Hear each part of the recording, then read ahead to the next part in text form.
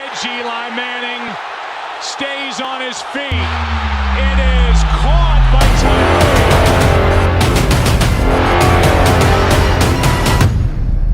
Tyree. Welcome back to Catch the Moment podcast. It's your host, David Tyree, checking in.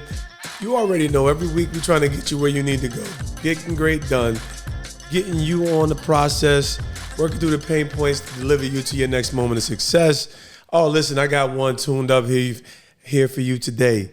Welcome to the table, the big orange, Danny Bookham Rivera. What's good, fam? What's going on, man? Thank you for having me. Bro, today, this was good, man. So I mean, like, we Jersey, bro. So the first, there's so many different levels of connection. You're from Bayonne, Hudson County. Yes, sir. We got some mutual acquaintances. Big shout to Black, Keon Walker, head coach of Hoboken High School. Yep. But law enforcement, Bridges. Now, is it Bridges Academy? Or what's that? Talk to me about the name of the name of the Bridges Project. The Bridges Project. Nonprofit. Yeah. Give us a good 30-second bar, but we're gonna get back around to the nonprofit. Okay, cool. Bridges Project nonprofit community outreach based out of New Jersey. I'm in law enforcement, as you stated. So I also utilize hip hop as a conduit, to bridge the gap with the youth. So we got community servant. We got again artists. Hip. I like to say rap artists. We're gonna have some fun. That's fine. We're gonna have some fun talking about this but you're also a man of God. Amen. You have so many threads of impact, and that's why I was really excited to have you at the table. And I can't wait to just kind of hear your journey to arrival. But so talk to me, man. Like, first off, we got business first. Where were you the first time you ever seen the helmet catch? What was your response? What was you thinking? I don't know if you're a Giants fan. You ain't no Cowboys fan. Hell no.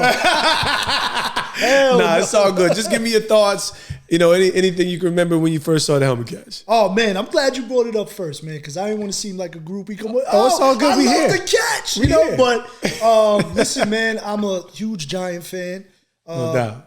Rest in peace to my pops, passed away 2020.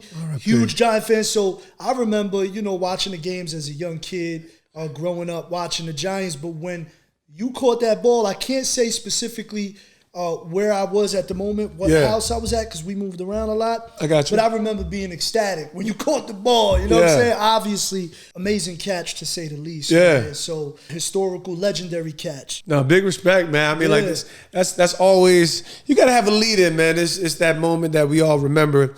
Now, listen, when I think about all the places of impact that you had, what are you going to say? I'm going to flip the table. What is now, up to this point in your life, what has been your defining moment? My defining moment was finding God, man. Talk to me about it, bro. Let's go there. I'm not just saying that because I'm on your show. I'm saying that because that really was a catalyst in my life. Sure. I was headed down the wrong road, man. I was at a crossroad in my life where I was a high school dropped out of high school at the age of 16. We were living in New York at the time, Staten Island. I went to New Dorp High School. My mom was New Dorp? Yeah, New I'm Dorp familiar High School. with New Dorp. Yeah. So my mom was in an abusive relationship. Sorry. I was scared. I was 16 years old, $130. Dude was $130. a giant. So I left the house. Dude got his weight up. Yeah, I was tiny, man. Yeah, a little bit of rice and beans. No doubt. But anyway, man, I left the house, dropped out of high school. I started my journey in life, which was the wrong direction, doing hip hop. Yeah. I linked up with K-Slay's artist, Cashmere, at the time. Ooh. And then I started going for my GED. I found God. I went to a church in Linden, New Jersey. Linden? Pastor Ron Gant. Yeah, he's the one that brought me to God. Yeah. I haven't even heard. Okay, so boom. So at what point did you move from Staten Island, and how'd you make your way? When'd you make your way over to Jersey? Staten Island, I left. I signed out of school. At that time, you could sign out at 16. I signed out. Yeah. I went to stay with my boy Quest, who was a DJ. I stayed in the basement. In Bayonne, New Jersey. Got it. Yeah. Because you was always in Hudson, so you was floating. So it's from Hudson, moved around a lot. I know you talked about that. Yep. So what, like when you think about the young man that you was and kind of finding your way down that narrow path or that crooked path, you come into the light, you realize that Jesus is the narrow way. But even more so, what got you to that point where you were kind of finished with those vain pursuits, if you want to call them that? I mean, like, obviously you're still an artist and there's a redemptive element to your voice and your life and your platform. But what was it that kind of triggered, like, man, I really need to reconsider my ways? It's crazy because it wasn't like mentally when you're young, when you're that young, you know, you're naive to the world. You think you know it all. Sure. So I felt like I was at a point where I thought I knew it all, but God kind of like, you know, God found me. And when I went to the church in Linden, New Jersey, shout out to Pastor Ron Gant. Yeah. When I went to that church, God just touched me. The preaching was about the fire of God. Okay. And you know, I just felt a difference in my spirit. I just felt the difference from within, and from that point, my life just took a radical change. Man, that's powerful. You know, like it's not too many that just kind of yield and surrender. Yeah. You know, and I think that's number one. That's a powerful testament to, because that's kind of how it was for me. I got arrested on marijuana possession. That was the beginning in 2004. The beginning of like a domino falling. 2 weeks later, I'm in the back of a church, and next thing you know, I never drink again, never smoke again. Boom, I'm married 3 months later. I'm a new dude, like totally new. So ultimately, it's, you know, it's kind of some of our language changed. Like sometimes we say we found God, then eventually like, no, he found me, dog. Yeah. So you pivot into law enforcement. So talk to me about that side of it, because number one, you're so needed, right? Like I'm so sober in my understanding of it. It's so needed, but I can see that you actually are living and breathing this in a way where you really want to make an impact. You know, backdoor conversation. Talk to me about with the evolution, how you've been in this space, and, you know, being a man of faith, also being a man of intent and action. And, you know, some of it is perception based, especially with social media, social justice. But then there's some realities of what you know, like talk to me about how that's been navigating for you and at this stage in your career, what it's like. In regards to evolving into law enforcement, I got my GED. Yeah. I was working for Verizon. I always knew I wanted to make an impact. Okay. I never was a bad person. I was in the streets. Yeah. I was around some negative people, but I always kept your distance. Let me just correct myself. God reintroduced himself to me. Like when I was young, I always knew there was something. There was a presence. Okay, yeah, a little you know pulse. what I mean? So you know, fast forward the evolving. I was working for Verizon. The police test came out. I wanted to take the test. I took the test. By the grace of God, I passed it. Nice. And I was at another decision in my life. Do I stay with Verizon, making at that time $22 an hour? This is in what, 2002? Not bad. And then I said, let me jump in law enforcement. So that's when I joined my department that I'm with now in 2005. What was the introduction like? Because like you said, it's like, I know that law enforcement, fire departments, locker rooms, there's a whole nother energy there when you have fraternal bonds, right? Yes. And some of that is a real positive energy, a real communal, and then it can teeter over to, and I know there's a terminology for the blue line. The blue line, right? So you don't cross the blue line. I know those are in moments of internal conflict when you start seeing characters who don't rightly reflect what we actually are supposed to. So how has it been in that? Because you still want to respect them. They're still your worker projects, but now not only are you a man of integrity, you're a man of God. So like, is it ostracizing? Are they bantering you? Like, has it been easy for you to find your lane in some of those? Because the Christian dude in the on the force is not the dude getting celebrated, and he actually might get nudged down. So I can imagine that, because I felt some of that even within my own locker room. From a Christian standpoint, I found that it's been easier. People know I love God. Dope. Ironic, right? There are some times that officers might not believe the same thing I believe, or as strongly as I believe. I let people see my actions, God through my actions. You know what I'm saying? The hardest transition for me has been in the force is the Bridges Project. Having brothers and sisters in law enforcement in the blue line, quote unquote, accept me for doing hip hop, for wanting to be part of the community. Because let's keep it real, a lot of cops get lost in this cop culture. Sure. And they're like you said, it's us versus them sometimes. And I'm a strong believer in service. Excellent. See, it's even in our title, protect and serve. You know what I'm saying? So I believe in service, and a lot of times, not all cops, there's over 700,000 of us in the nation. 100%. That's the obstacles that I face. I got you. So here you are trying to be a real bridge, a real conduit to impact and change in community. And this is a solution, right? We're talking about the state because there's a real side to what can happen in a lot of inner cities and what, not just minorities, but what people are experiencing with law enforcement, right? Just some injustice. I think it's a small minority. We're not being as honest as it is in relation to some of these tragic situations, but you know how social media intensifies. But basically, the solution that we know we need is often can be met with resistance. How has that been for you personally? And you know, like, what's your driving force? My driving force, man, is leaving a legacy, a positive legacy. Excellent. So to get to your point, the interactions, there's a stat. There's over 56 million police interactions with the general public a year throughout the nation. Under 1% of those interactions end up violent in nature. So the perception, going back to what you said, that word perception. Thank you for that stat. Yeah, so social media the perception is, oh my God, this is happening every week.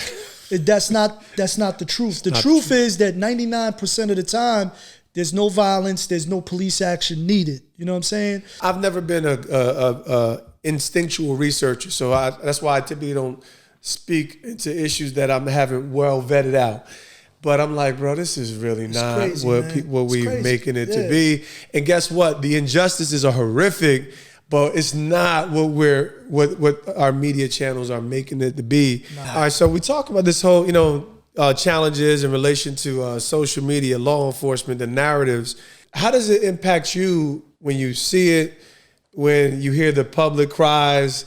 You've heard from your own community, maybe in a negative mind. So, talk to me a little bit about, your perspective on it. Man, it affects me, man, to the core when I see things like the Memphis 5, George Floyd, when I see these individuals utilizing the badge as a tool of oppression and bullying, man. Yeah.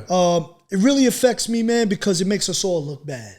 Yeah. You know what I'm saying? So what I try to do on a daily basis is bridge the gap in my community, show the people through example that, listen, not all cops are bad. Yeah. Just like not all Latinos, whites, blacks, Asians. Come on, bro. Regardless of race, ethnicity, we all not bad. And when I speak to the kids and I go and I ask them, I say, yo, how many of you guys like to do good for your community or for people? They all raise their hand. Yeah. And these are some kids that been through, they're in rough neighborhoods. Yeah. So like I said, brother, you see these videos, you see these 60 seconds, but there's a bigger picture outside of that with a few stories that are anomalies, that they are what they are, what you see, like the Memphis 5, George Floyd. But I'm talking about in general, man. Let's not be naive to the fact there's more to the story. I appreciate that because I'm one of these people. I said, listen, there's no room for the disgust that we have seen through the years, but it's not a reality in relation to these cases happening daily. These incidents happen. Should they ever happen? No, they should never happen. Never. The people should be charged like the criminals that they are. Justice should, right? And I know that there's two narratives, right, in relation to what we've seen in the past. When a cop has a questionable incident, a questionable use of force, does he? So, how does that register too? Because one thing is to have the issues, but when they're not, taken to the court and given the judgment according to what their actions are, how do you guys even have that perspective? Is that a win? I mean, how does that stain? So speak to that side, because it's one thing to see it, it's another thing for someone to get off. There is a criminal justice system, obviously. Yeah. In law enforcement, we do have internal affairs where officers do get brought up on interdepartmental charges as well as criminal charges. The thing is, I could understand the frustration in the general public because they don't see the discipline being done or the justice being done. But I promise you that these officers are being handled in most cases. What you see it on these different news media outlets and social media outlets is not always the truth. Yeah. You know what I'm saying? So, due process is there. Due process. Listen, and I just, like I said, again, I can't say it. When it comes to our public servants, I want to honor them all. Everybody wants to question the people who are signing up, knowing that there's a risk, a probability, a possibility. They want to go home. Yes. And we have to see the human side of the cop in a way. It's like, I know what it is to gaze at my wife at the end of the night and know that my family is safe. Many of these men are going to the line of duty, right? Everybody got a different role, but many of these men are going into the line of duty, and there are circumstances that they've been placed in where they're not sure they're going to come home. Yes. And so I want to honor you guys for your service and for the 99.5% of law enforcement and public servants that are out there doing a great job. Big respect. Thank you, brother. So I'm gonna flip to the other side. Talk to me about, because we grew up in this whole, hip hop era. I'm an 80s, 1980, boom. And obviously artists are out here flourishing on so many different levels.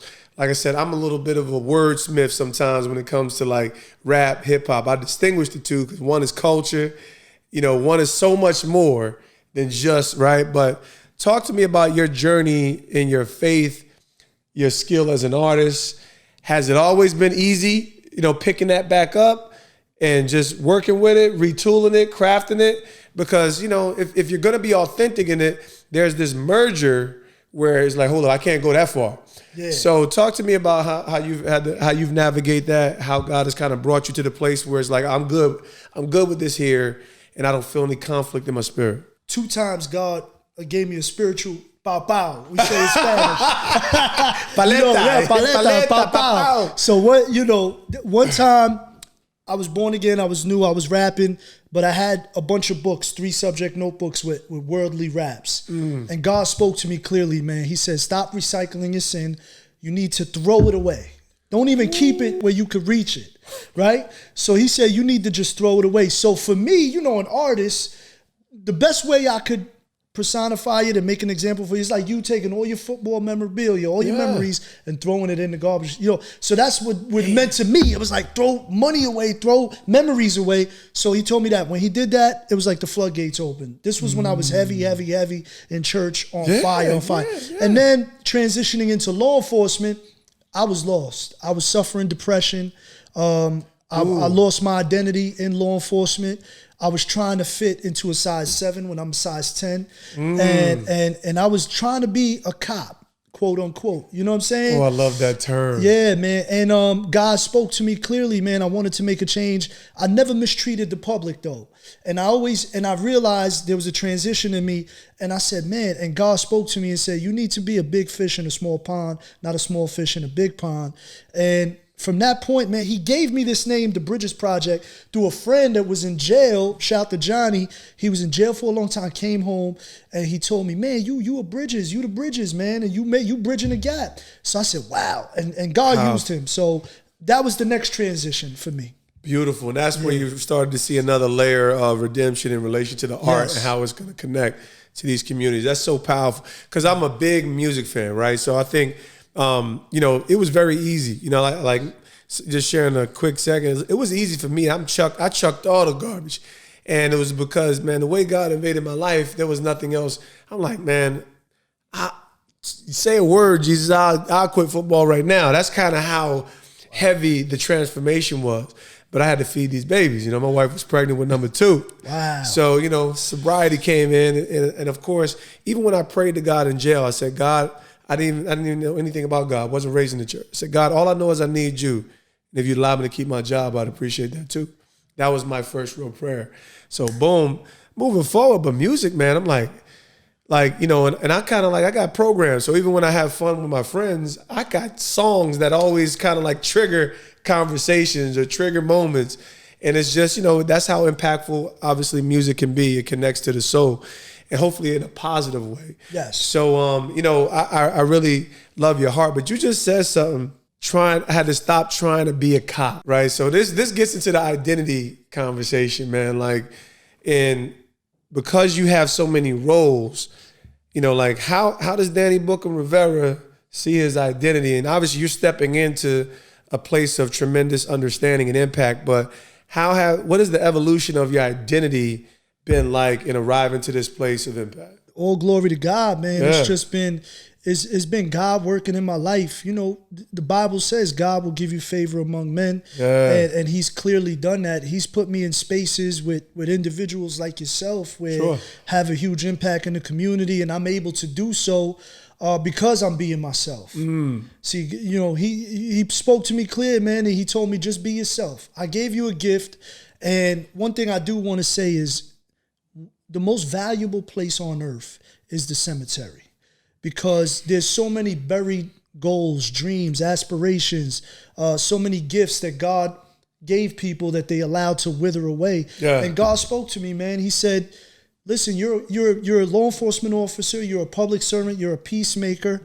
Excellent. But be yourself. You weren't born with a badge, you were born with a heart. So when I started realizing that and started being myself, that's when I was living in true freedom. And now I live in true freedom, man. Listen, I love it, man. Like I have a saying, it's full-time everything, right? And what I'm saying that is everything that God has called me to be, it should be able to last throughout my lifetime. A son, right? The moment I become it, right? A son, a father, a husband, right? As long as I'm a husband, I'm going to be a husband, right? And the other roles are conditional. So wherever I am, that's where I am. Right now, I'm host, right? Right now, but I have to be present and be fully engaged in being me authentically in order for that to translate and be real, man. So I love so many areas of your journey. Talk to me just about who have been some of the, right, like nothing just comes together mysteriously, and even to some extent, people of faith like yourself and myself, that's the guiding strength, but there's other people along the way. So, who have been the people that you feel like have fortified you and helped you come to this place of stability, assurance, and, just continue to thrive in what you feel like God's called you to do? So it's different people. Right. Some of them in a negative aspect, some of them in a positive aspect. But from a personal, Danny Rivera, my father Wilbert, my stepfather who raised me, my real father wasn't there for me. I know who he is, but he wasn't present in my life. My stepfather instilled a lot of fear in me, man. He's old school Puerto Rican dad, but he taught me about character. You know what I'm saying? From an early age. Then I have coaches. So it was like different people, bits and pieces. Like a puzzle, right? Yeah. They come in certain parts of your life, and I believe in seasons. There's certain people that are there for a season. And then negative people, me personally, I'm grateful for the negative people in my life too, because they also steer you and add pieces to the puzzle to create who you are. You know what I'm saying? So that's a lot of different people. That's a beautiful piece, man. You actually you talked about you had a real authentic statement where you talked about how you dealt with some depression, right? And I like to get into the dark spaces of life, because this is how life really hits. And oftentimes it's a more common conversation today, which is in some ways good. And I think sometimes we've over-talked the mental health conversation, where people who didn't have issues now think they have issues, but that's just my personal opinion. If you have issues, get them addressed. And when I say issues, it's like, man, the human experience is real. So talk to me about, what were some of the darker times, and how did how did God bring you to the light? And what did that mental health experience look like for you, and how did you find a solution? It was tough, man. Shout out to my wife. My wife. Give her that love. Man. Come on, bro. My wife, Come Sasha. on. Yeah, my wife, Sasha, man. She's an angel, man. I love it. You know what I'm saying? So she held me down. A lot of times I would wake up with panic attacks, and I didn't know where it was coming from, because mental illness doesn't run in my family. Sure. And I don't believe I was suffering. I believe I was having depressive modes, anxiety attacks that were work related. You know what I'm saying? Induced by work and issues I was having at work with the rank and file. You know what I'm saying? It wasn't even the public, it was the rank and file. I got you. And my wife held me down. And in retrospect, also, God, there was prayer that happened. And there was a dark journey that I had to go through, where I was like, man, I don't even want to go to work. I don't even want to be around these people, know? And shout out to my wife, man. She rubbed my back many a nights. Woke up with me. You okay? I've been to the hospital before from panic attacks. So it was real for me at one point in my life. I'm so glad. Thank God for Sasha. We love you, Sasha. Ain't me, Sasha, but I love it. It's just so important that we, number one, begin to develop and understand that, it clearly says 2 is better than 1, and 3 full cord is not easily broken, right? So I just believe that there's going to be experiences that most of us will endure that we could crush under the weight of that. Like, we could be easily crushed under the weight of that. The human soul is far more fragile than we want to really give account for. Yes. You know, we all on our platforms talk about this, and that. But I said, listen, I've literally been out my mind before.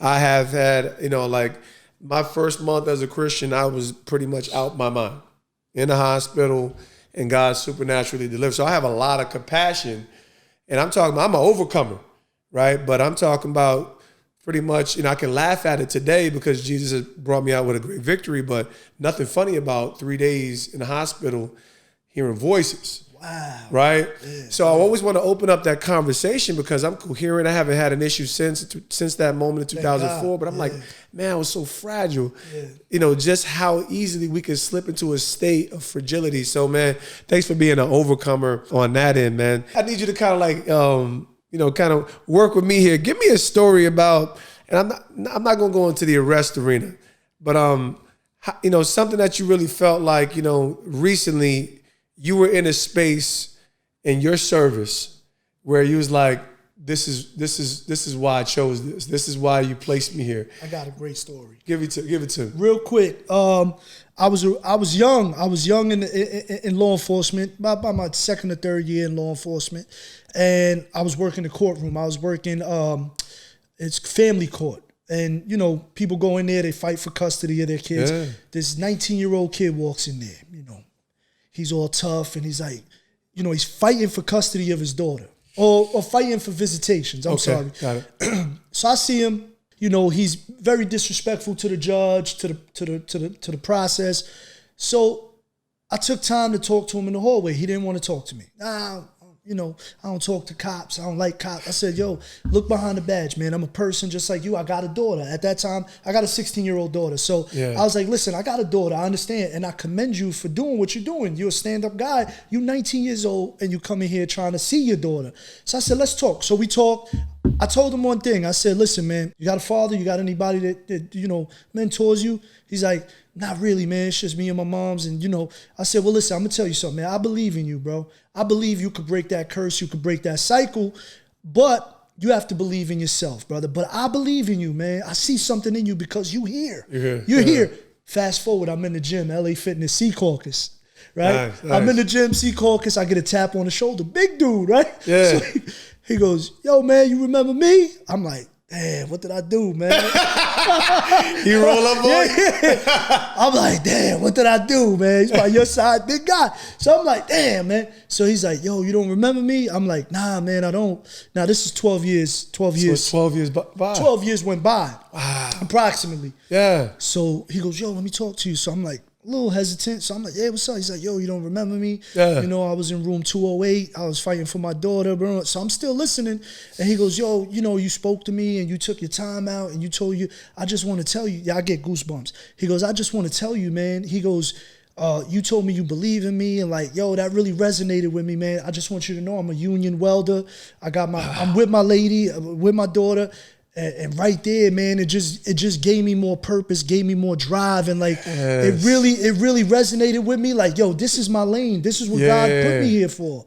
You know, so that seed was planted 12 years earlier. You know what I'm saying? So that's why I'm a firm believer in planting seeds wherever you go, man. Yeah, some of them will grow. Some of them will grow faster. Talk about it. Some of them, you know, will take longer to grow, but plant those seeds, man. And I believe that's what God made me to be, you know. Ooh, brother. Yeah, you know, man. and this is why we really have to understand that every single one of you is important. Like I'm one of these people who's like my greatest passion is Christ.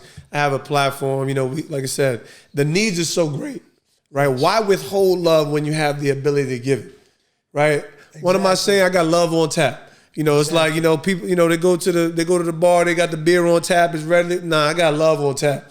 It's always here because God has given me the ability to freely love. So I just love that, man. One man plants, another waters, God gives the increase, and you got a chance to actually see it, to see a harvested deposit of love 12 years later. That's powerful. Sir. That's super duper powerful, man. Thanks for walking in your purpose. Tell me about, now talk to me a little bit, obviously, about how you integrate the art, you know, yourself, your music, and how you're working through that avenue with Bridges and what you're basically most excited about. Talk to us just more about what the goals are how you see this unfolding in your areas of impact.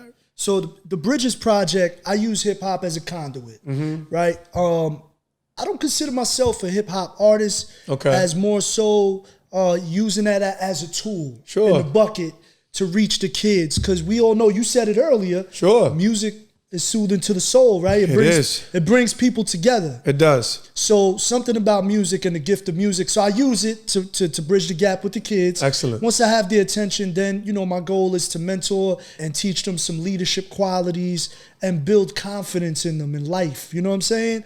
Huge. And the best way to do that is, I tell everybody, man, time, T-I-M-E is how you spell love. Too often, these kids go down the wrong way because they have people that say, yo, man, I love you, man. I love you, but they're not present. They're not tangible. So I just tell them, I want to be tangible. I want to be an officer that, yo, you could come up to me and you could talk to me. Yeah. You could come up to me and you could tell me, yo, listen, I'm going through something. I'm a human being. Yeah. So that's what I want the bridges to be.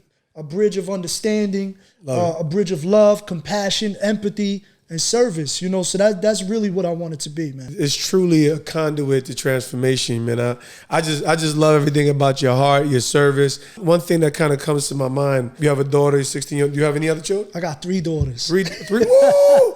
Okay. Now let me get to the real talk, because I got 3. I got 4 boys and 3 girls. Now, I know that they changed the gun laws here in New Jersey, so eventually, some way, somehow, I'm trying to be I'm a law-abiding citizen now. So talk to me, like, you have this innate gift and ability and understanding of how to influence and impact. Do you ever find yourself, outstretched? Are there healthy tensions? Are there unhealthy tensions? How do you navigate some of that as you kind of building into this new in this season in your life now? I don't know, man. I feel like God gave me 32 hours in a day. It's crazy, man, because my wife tells me, she's like, oh, you got all this time, you're doing everything. I said, I guess I maximize my time, man. I love it. There's no downtime. I mean, with my kids, they come first. My family, my home, comes first. I make sure my daughters are good. I tell them I love them. And I ain't just saying that because I'm here. They know. My girls know Daddy loves them. And we have an amazing relationship. I want to set the bar, man, for what type of men they're going to deal with. Absolutely. I don't want them to depend on a guy or look to a guy for comfort because they've received it their whole life. You know what I'm saying? So you're setting the standard. What's the ages? 16, 10, and 5. Oh, yeah. You in these trenches. Yeah. I got identicals at 15 years old, and then my baby girl's 10. And I tell them, I said, listen, I'm setting the standard for the type of man that you should expect. I'm almost nervous I might be setting it too hard because, some of these little young whippersnappers ain't got no game out here. These little young whippersnappers, they don't even know how to interact with a woman face to face, Yeah. So it's obviously it's a digital, they're digital natives now. It's an interesting world and how they interacting. But they're going to be secure because of your consistency, your compassion, your love, your care. There's nothing more powerful than the presence of a father in his home, even more so securing and setting the bar for what a woman should know and expect. Mm-hmm. So, man, big kudos to you as a girl dad, as a father, as a leader, but even more so, man, just as a man very much in tune with the heart of God as a servant and as a servant leader, man. So go ahead and just share with with the audience. I should have you give me some bars out here. But I wasn't surprised. I was waiting for that. Yeah, you got it. Whatever you want. Give me a sweet 16 or something. Just give the audience a little bit about what. Because at the end of the day, we want to elevate this platform that God has given you so that more doors can open because, like I said, there's enough opportunity, there's enough need, there's enough problems to solve where we need to be uplifting the bridges. We need to be, you shouldn't be a one-man show. You should be it should be dudes jumping on the squad trying to find a way to align. Yeah, give us a quick bar so everybody give it a little taste. Get the audience a little excited. I wish I had some flow. You could drop a beatbox or what? I'm joking. I ain't gonna lie. 20 was the hardest of years. The devil putting all these new thoughts in my ears. I got drive, but I'm parked in my chair. Whiskey bottle, full throttle, just to swallow my fears. Pops no longer here, but I'm calling him still. Rain hitting my window sills, I'm bawling in tears. If heaven had visits, I would charter a Lear so he could meet me in the gate to say it's marvelous there. It takes someone to die to appreciate you alive. No hurdle that's in place to put a break in my stride. I chase God with faith, it's the grace he provides. Draped in the Da Vinci, but you naked inside. The real gets set aside while the fake is to thrive. Every time we kill each other, it's a stake in the eyes. Yeah, word to Gandhi is making us blind. Bunch of broken hourglasses wasting their time. Did this man say dripped in Da Vinci? But you wait naked inside. Woo! Yeah. See, I never even got the Da Vinci. I bowed out. I became a dad, so I never got the Da Vinci, but I know what it is. But you naked inside. Yeah, man. You know, man, man, thank you for ministering to the hearts of the souls, to the heart of your community. Amen, man. You know, I'm gonna call you a Garden State great. A young person who has a clear sense of vision, right? Purpose and values, right? Because they can impact their own in a way where we might not be able to, but it's gonna be us being examples that will give them the wisdom, that will give them the strength and the fortitude, because when you're young, you're still being molded and shaped. You know, it's like that young 25-year-old brain, it's not even set in order yet. Man, I bless you as a pioneer, man. Excited to see everything that God's gonna do through the bridges. Thank you for being rocking with us here at Catch the Moment, bro. Man, thank you for having me, man. It's a pleasure and an honor, man. Listen, man, let's get great done. Amen.